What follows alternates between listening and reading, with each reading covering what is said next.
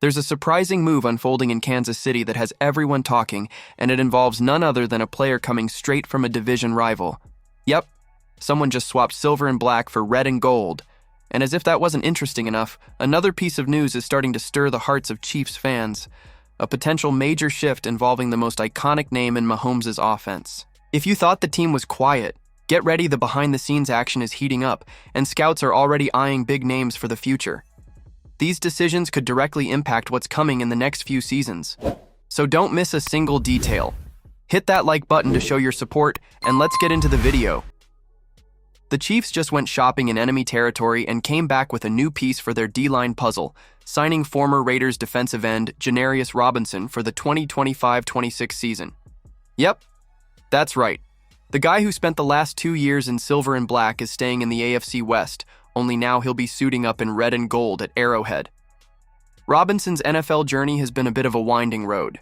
Drafted by the Vikings in the 4th round back in 2021, he never actually saw the field in a regular season game for Minnesota. Same deal with the Eagles, part of the roster, but never saw live action. But then came Vegas, where he finally got some playing time. Over 2 seasons with the Raiders, he logged 13 tackles and 1.5 sacks. Not exactly jaw-dropping numbers, but the kid still has upside, and Kansas City's willing to take that swing. Now, let's be real, he's probably coming in as a depth piece, not someone you pencil in as a Week 1 starter. But Spags, defensive coordinator Steve Spagnuolo, has worked his magic with rotational guys before, and considering KC had a top 10 defense last year in terms of yards allowed, the bar's been set pretty high. Still, it never hurts to have insurance in case injuries hit the front line. That said, Robinson's 2024 tape didn't exactly scream game changer. According to PFF, he earned a rough overall grade of 42.6, which ranked him 197th out of 211 qualified defenders. His pass rush and run defense grades? Not great. But hey, the guy's got the physical tools, and maybe what he needs is the right coaching staff and culture to unlock what's been buried. Before turning pro, he held it down at Florida State with 105 total tackles and 8 sacks over 4 seasons. So there's something there. It's a low-risk pickup that shows Kansas City isn't done poking around free agency to shore up their roster. And who knows if Robinson catches fire, this could end up being one of those sneaky good signings we all talk about come playoff time. So, Chiefs fans, what did you think of this unexpected pickup from Las Vegas? Think it'll work out? Drop a comment, because the next story involves one of the biggest names in Chiefs history, and what's coming could change everything. All right, Chiefs Kingdom. It's time to start talking about the inevitable, life after Travis Kelce. The future Hall of Famer isn't getting any younger, and with rumors swirling that he could hang it up after 2025 and ride off into the sunset, probably on Taylor Swift's private jet, Kansas City needs to start planning for the next era at tight end, and that plan should kick off on day 2 of the upcoming NFL draft. Now replacing Kelce? Not happening. Not really.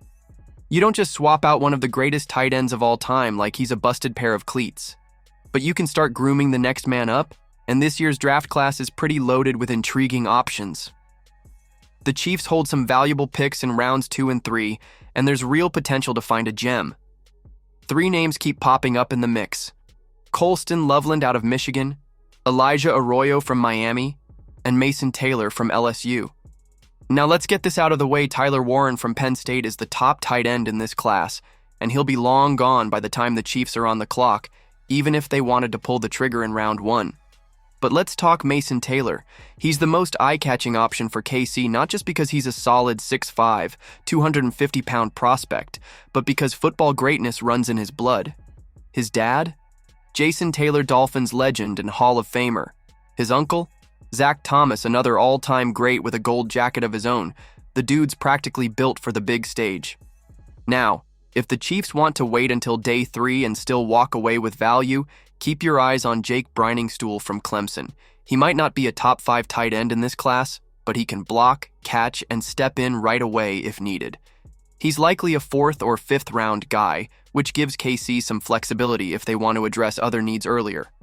Here's the bottom line: since drafting Kelce in the 3rd round back in 2013, the Chiefs haven't made tight end a real priority in the middle rounds. But with Kelsey's retirement creeping up and the offense needing that safety blanket for Mahomes, the time to strike is now. Whether it's a guy with a Hall of Fame pedigree or a sneaky day 3 sleeper, Kansas City's got to make a move. Honestly, it's the kind of week that shakes every Chiefs fan. Seeing the team hunt for talent in enemy territory shows boldness, even if it's not a high-impact name. As for the second piece of news, it hurts just to think about, but it's necessary. Time doesn't stop, and it seems like the front office is finally getting ahead of things. If they nail the pick, the future's secure. But if they miss, the drop-off could be steep. So go ahead and subscribe to the channel. You won't want to miss a single step of your team's rebuild.